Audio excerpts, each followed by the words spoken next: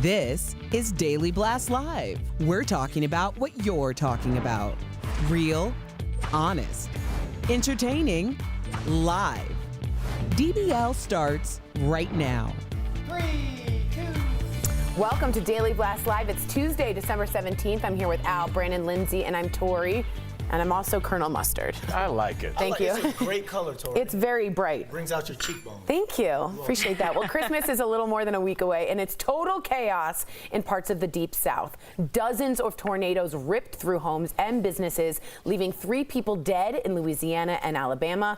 Rescue crews are still searching for survivors. Tornado warnings are still in effect in Georgia. There's storms in Mississippi also, as well as you guys now know there's about 10 dead in the Midwest. So it's going crazy for weather. Yeah, there's so much going on.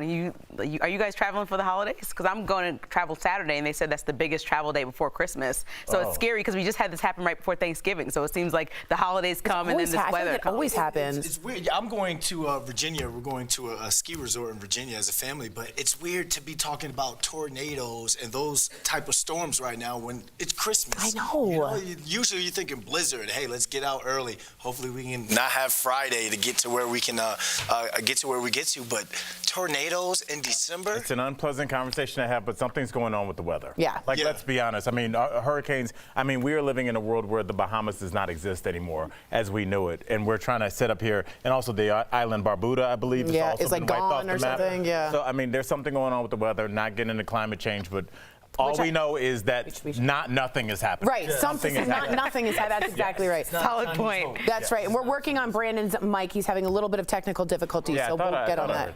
Yeah, but we'll keep walking. Yeah. DBL Nation, y'all can't hear me? No. You gotta go to commercial then. This is Lindsay's best day ever. The DBL Nation gods have come through finally. Yeah. No one can hear Brandon. Our wish was made. All right, you probably heard about this tragedy in New York City. This is 18-year-old Tessa Majors, and she was stabbed to death last Wednesday. Now, a 13-year-old boy, you heard that right, 13, is in police custody and charged with second-degree murder. Police are looking for a 14-year-old boy who was on his way in for questioning, but was seen running from a car. This all comes after an NYPD union chief made controversial remarks about the case, although he's not part of the investigation. So here are the controversial remarks. Take a look. We have an 18-year-old college student at one of the most prestigious universities in the country is murdered in a park. And what I'm understanding is she was in the park to buy marijuana.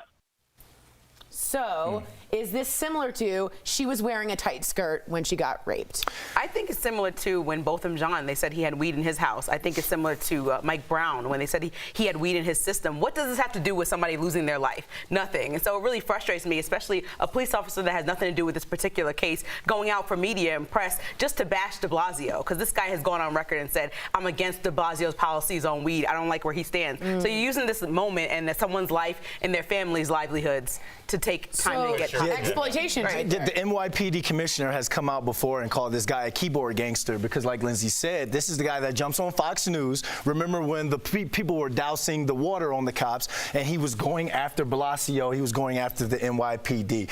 Usually, like you said, we don't see these things being politicized or victim shaming unless, let's be honest, it's an unarmed black man shot and killed by the police. So in this case, it's unfortunate because he's going after, I see what he's saying because he's going after the lax marijuana laws in New York, but marijuana has been decriminalized in New York. So why are you speaking out about it? It's a guy that's chasing for clout, and clout means he wants some sort of fame. He wants his TV time. Because it's all he's trying to do is put the word murder in the same sentence with the word marijuana. Yeah. And he keeps saying it over and over again. People in this day and age we don't even read articles. We barely read headlines. We just read white girl, murder, marijuana, and they see we need to redo the laws. Yes. And that's what this is all about. He's banking on the fact that people aren't going to read the article. that they're going to take it out of context, and then he can use it for his purposes, whatever his agenda may be. So I don't trust this guy at all. And I think it's really despicable that he's using this young lady's life. It's very good to be discerning in the media of ourselves to call it out when we see it. So I'm very happy. Sorry, can I ask you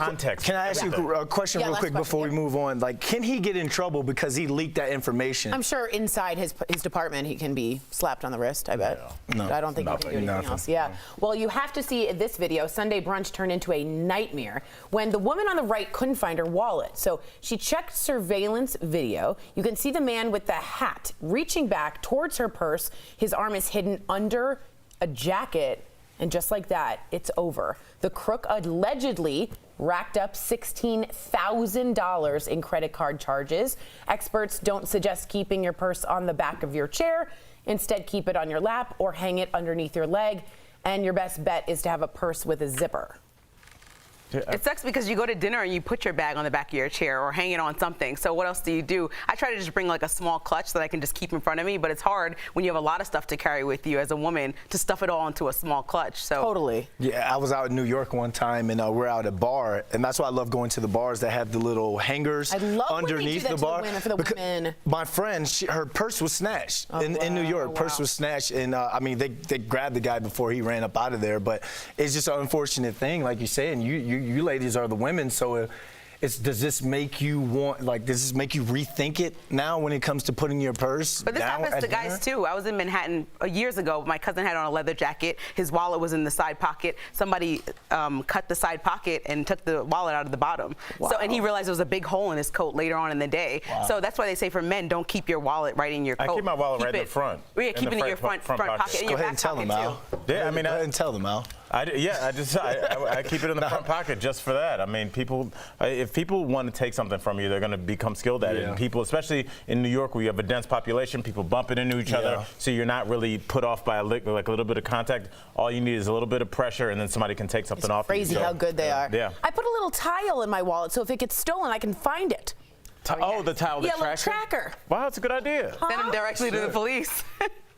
16,000, just like that. I don't know how that happened. Well, Charlize Theron is opening up about the tragic night her mother killed her father in self-defense. Charlize was only 15 years old at the time. She says she's not ashamed to talk about it. Take a listen.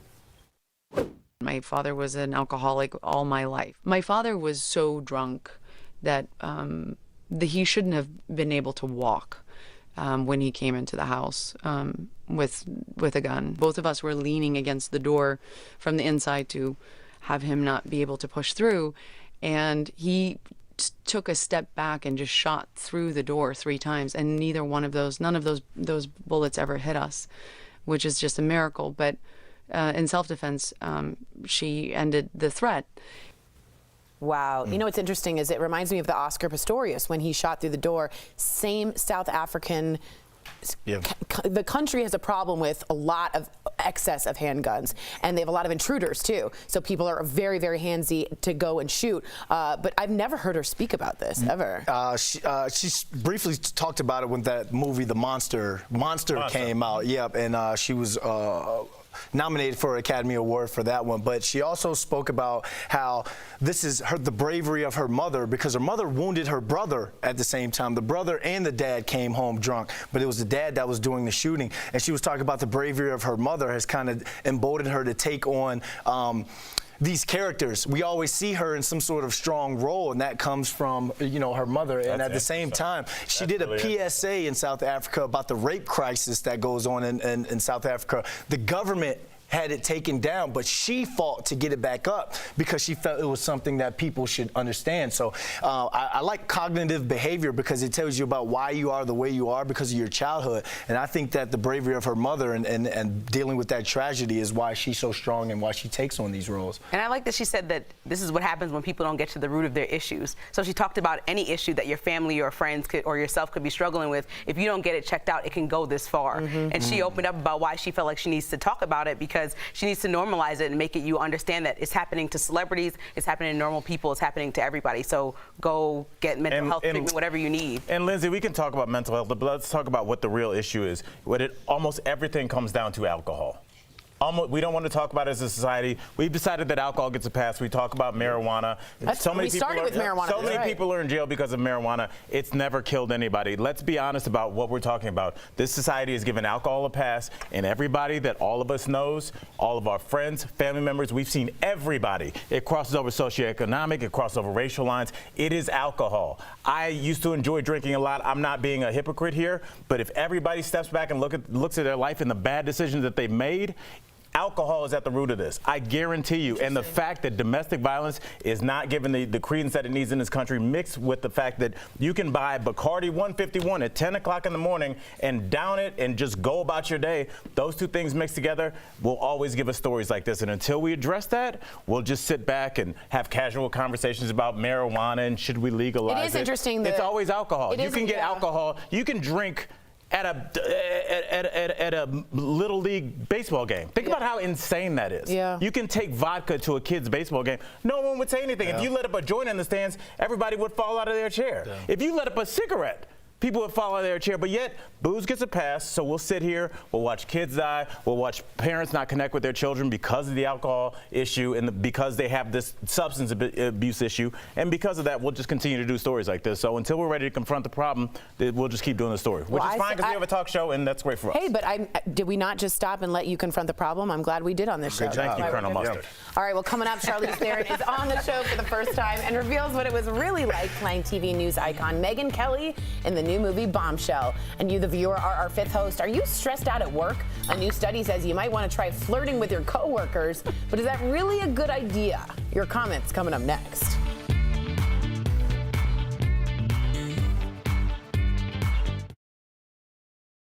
Hi, DBL Nation. Happy Tuesday. Kelly Schubert here with the DBL digital team. I'm tracking all the breaking and trending news for you. Let's go to the desk and see what's going on with our host. Hi there, everybody. Hi. What's up? Colonel Mustard? What's up? I don't know if everyone heard that. And Kelly, can you show Mike? Mike's mustard as well. Michael D. Oh, gosh. Look at this. Mustard must be in this season. You got double must going on. Double must. Double must. Okay. And I'm just the shrubs that the mustard seed grows in. Oh, good. Okay. Okay, that made I'm the shrubs that the mustard seeds grow in. Those aren't shrubs, though. Those are. Oh, come on. It's my first joke Are those of like the year. daffodils, poppies? I don't know. Riveting. Anybody who knows flowers want to chime in here? I feel like everybody's into something. Like, what's your thing? Like, I'm into patterns. Like my girl Merritt, she's into, like, she can look at almost any kind of dog and tell the breed. I know the breed, yeah. You're good with that as well. Dogs in cross stitch and crosswords. Yeah, you've gotten really good with the cross stitch. I'm almost honestly. done with mine. I used to make Great. fun of you, and I was like, that's really good. Thanks, guys. Thanks, Al. But it's just hours of practice. What do you practice? A couple hours a day? I do it like 2 to 3 hours a day. Isn't that weird? I think it's. It's a good. It's very meditative. Is that less weird than like saying that you sit and just watch TV? I guess. Well, then we want people to watch TV. Yes, we do. But, you know, to just do nothing, I think you got to find something here. Bowling. I have a friend that just got into bowling. He hired a coach. Whoa. And it's like, yeah, he just like midlife just got into bowling. Like, bowling. It's about to be one of those leagues like in the movie with the cool shirt like this. You know how they wear these shirts? Yeah. But if you notice, like people that have which one? The breakup or whatever. Oh, it God, ended bad, and he was in the bowling league. Vince Vaughn? Yeah. Oh yeah. Maybe one of 12 lemons. That's the one movie I did see. What are Welcome back, crystals on your Brandon. phone? We wanna. Oh yeah, what are that? Oh, she said my name. There's $5. We can't say each Brandon, other's name. what are you into? We're talking about just like hobbies. Hobbies? Because Tori's obviously Watching soccer. Yeah. Yeah. So when you were you're talking about the into it. alcohol, You're into it. I've been up 5:30 a.m. to drink at a bar to watch the Chelsea FC match. So we're just saying talked alcohol. about this. Well, it's just, and I think also sports gives people a pass. If you're like, I was up watching the morning news. Yeah. That would seem crazy, but because soccer's on, I'm like, up just in the shower alone. Stand by, here we go. 4, 3, 2.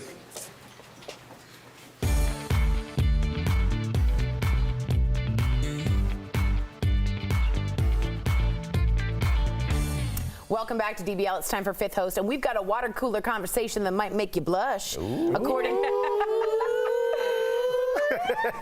According to a new study, mutual light flirting among coworkers actually reduces stress. Coy glances, what is this, 1925? Coy. And compliments can make work more enjoyable because they boost confidence and build relationships, even if it's purely platonic. But experts say it's also warned to steer clear of sexual banter. So DBL Nation, do you flirt at work? Okay, Brad from Facebook says, innocent or not, flirting with your coworker is a recipe for disaster. And Brad, I agree, it's a no for me, dog, because it's just too much. I just think that Lindsay, you never dated anybody you work with? I did once, that's why it's a no for me, dog. Because it went from dating to stalker real quick, and that was good. And I'm not gonna go into details right out of college. Yeah, that's enough, yeah. All right. Yas from Twitter disagrees with you. She says, I love flirting with my coworkers. It makes work more fun when I don't have to buy lunch. Oh, no. I ain't saying she a gold digger. Wow. All that for some Lunchables? Like, come on. Nah, but I don't like that because this light flirting equals gray area to me. And we got movies called Bombshell out. We've got the Me Too movement, people being taken down. And I just feel as though when it comes to workplace, it has to be black and white with your relationship with your coworkers, because then you leave things up for interpretation when it comes to talking to HR. I agree with you, sir. Tiffany from Facebook says, I don't want any male in my office flirting with me to reduce his stress. Well, Tiff, I definitely understand, and I agree with Brandon. I agree with Lindsay. I'll just say this. A lot of people meet at work. I mean, work is where you spend the majority of your time. You may love your spouse, but you probably see him for an hour in the morning and a couple hours at night, but you're at work with people. You have something to talk about. You have something to laugh about. You have drama that you have to discuss, and so that will make you closer to people. And if you guys are both attracted to each other, as human beings tend to be sometimes when you have a lot in common, who knows? That's how a lot of people met their spouse. So I understand, leave it away the workplace, but let's not act like it's never not worked out.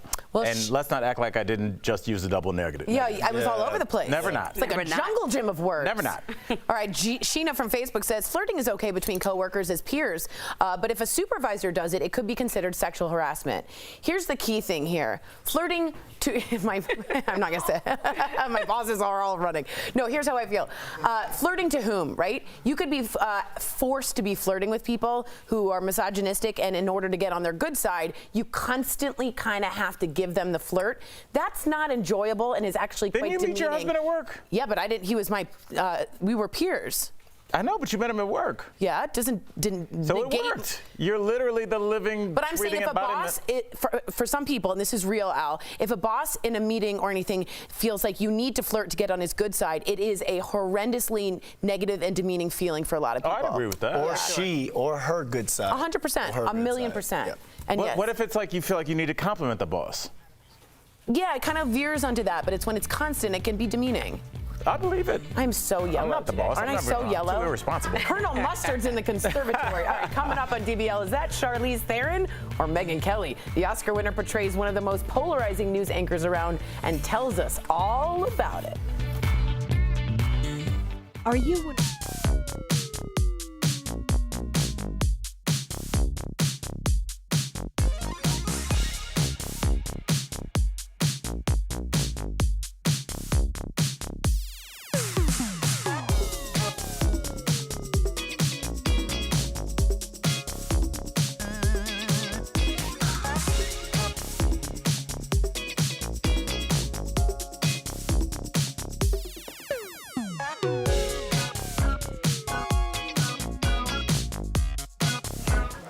We are obviously continuing the workplace discussion. Workplace romance. It's because it's not this like never do it. I mean, I would not, but it's hard because what do they always say? Find somebody you have something in common with. You guys, if you're around the same place in your career, same age, probably same goals. If you're working in the same field, you probably have a similar background, similar future goals. It's almost your perfect person, but then you can't date Look, them. ideal situation is that it works out in the end, like for Tori. The unideal situation is that it doesn't, and then they work next to you That's or the above problem. you, and that gets awkward. That's really awkward. That's an issue. Or when you feel like you have to. Like, I'm not mansplaining, but in 2019, going into 2020, that is a hard no for men. Hard no. It's got to be a hard. Yeah, no. Especially if you're corporate. Like, Tori, where'd you and Brooks meet? At work. At the ice cream? No, Reels Channel. I was a host, and he was my producer. and it was before the whole situation, but we were on the same team, and we didn't date it at work. We dated after work. So you didn't tell anybody at work? No. After it ended, after we were out. After work every day. You reached out like, I meant to tell you, you were looking good. But look, that was after work. Yes, they met during work, but when they were done, it was that's a hard, Kelly should gray be. area. I understand. Well, that's it. Here we go. 3, 2. Welcome back to DBL. Charlize Theron is getting a lot of praise for her powerhouse performance as Megyn Kelly in Bombshell. Well, earlier, co-host Sam Shocker had the chance to talk with Charlize and the director of the movie, Jay Roach. They opened up about the Me Too movement in Hollywood, and Charlize gives her take on the fate of Harvey Weinstein. That's in today's gripping Chatting with the Stars.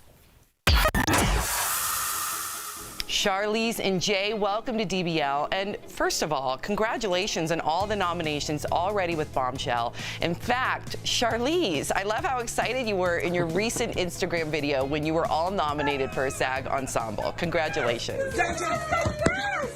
We just got cast! Yes, we did! I get a little emotional about that one because no other film more than this film so deserves that, because everybody worked so hard on this film, and so to get that recognition, I lost my cool a little bit. Your dog did too, I saw. Your dog was like, what's going on?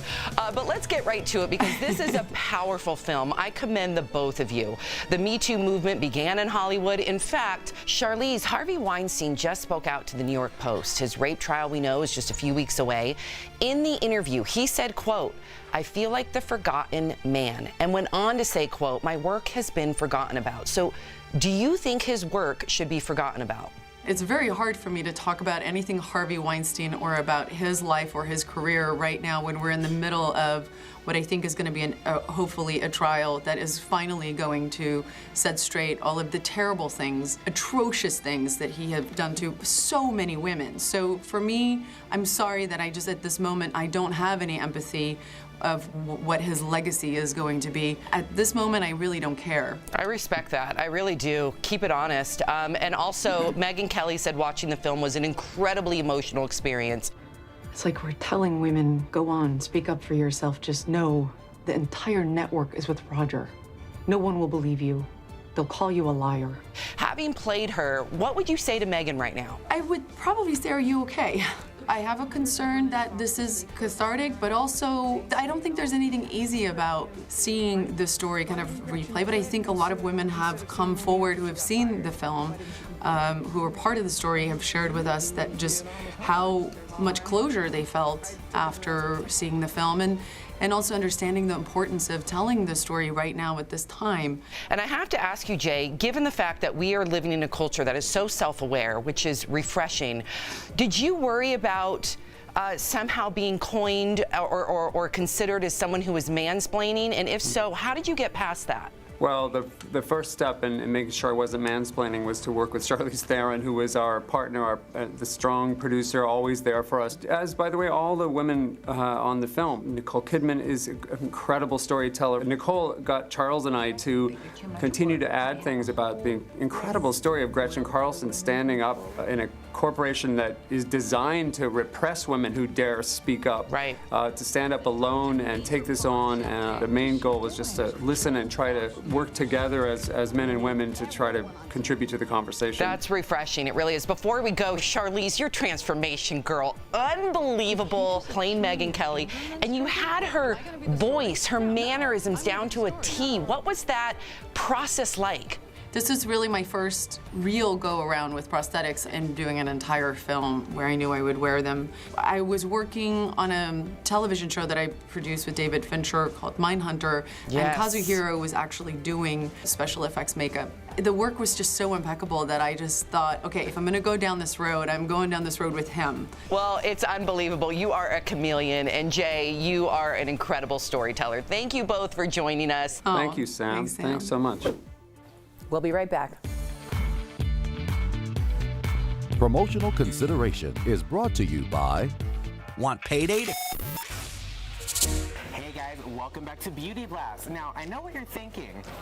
I look real cute, don't I? Right? Thank you, sis. But I know, we're out of the studio. How crazy. And I brought my beautiful friend, Miss Steph Jones. Hey, guys. Thanks for coming with me, Queen. Now, anytime. we are in the magnificent Target, honey. And the reason why is everyone's traveling during the holidays, or you might be getting ready for a holiday party.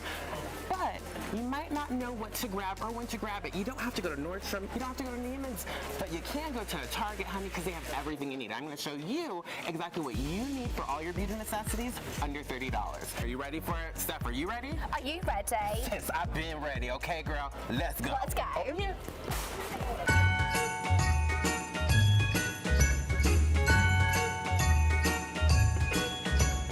Now, Bill, this is my area of expertise, makeup, hunty. Now, holiday makeup is very special because you want to make sure you look good, but not overly done. With that being said, too often do I see people looking highlighted to the gods once again. That whole disco ball look is not super cute, hunty. So instead, let's look right over here at the NYX finishing powders. Now, this guy is the e.l.f. tinted finishing powder. These guys are great. They come in light to medium or medium to deep, but they're really awesome because you can use them to set the face free of shine or oils, or you can use a deeper shade to bronze yourself up if you don't know how to use a bronzer. Is it going to help keep your makeup on longer? Yes. If you utilize it with a flat brush, you can actually lock in your makeup a little bit better. Kind of when I like set and press and roll with your makeup sometimes. You do that under here. Exactly. And it just makes sure that you're going to have a longer lasting finish for the whole day. Because let's face it, you ain't trying to touch up, Bill, okay? Yeah. Thank you, e.l.f. Now, for our next one, I'm actually going to bring you right over here, my good Judy Pixie by Petra. One of my favorite things from them is going to be their blush, bronzer, and highlight palette. These guys are fabulous. It's called the Pixie Glow Cake, and it's really cute because you have this ombre of color here. I like that. Yes, and it's so easy because if you really don't know what you're doing, you can just brush right across and just go to your cheeks and go to town, honey. Go for it. Just remember, don't look like that disco ball once again, Queen. I am trying to save you. Why do people do that? Why do you think? You know, what are they trying to achieve? People get obsessed with the J-Lo glow, and they think that the glow is everywhere, where the glow is actually very uniquely placed. It's put in very specific places to make sure that your cheekbones are popping, the eyebrow has that nice glow on it. I talked about this a few Beauty Blast back. You can show me maybe with this one. Yes, girl, I got you. We'll show you this definitely at the studio, okay?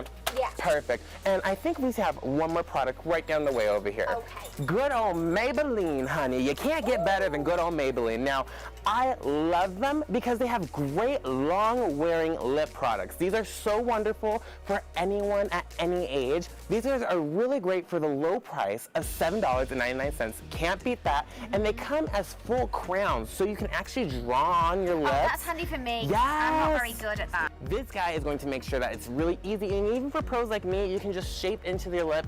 Yeah. And you're ready to go, sis. Okay, so bomb. And they have a color in every shade for everyone. Love the creativity and the versatility in that. Yeah. All right, you ready to check out, Bill? Let's head back to the studio. I'm ready. Come on, sis. Back to DBL before we go. The world's oldest couple is celebrating 80 years of marriage. This is John and Charlotte Henderson. He is 106. She is 105. They met in class at the University of Texas in 1934. They married 5 years later. They've even been recognized by the Guinness Book of World Records. I love this couple, and they say that the key to a long-lasting life and marriage is one word: moderation. 3 words. Don't they say that about eating? Well, that's everything. I guess you'll live long if you eat in moderation. If you do things with your spouse in We're moderation. all facing our own uphill battles, including eating. We'll see you same time, same place tomorrow. Bye, guys.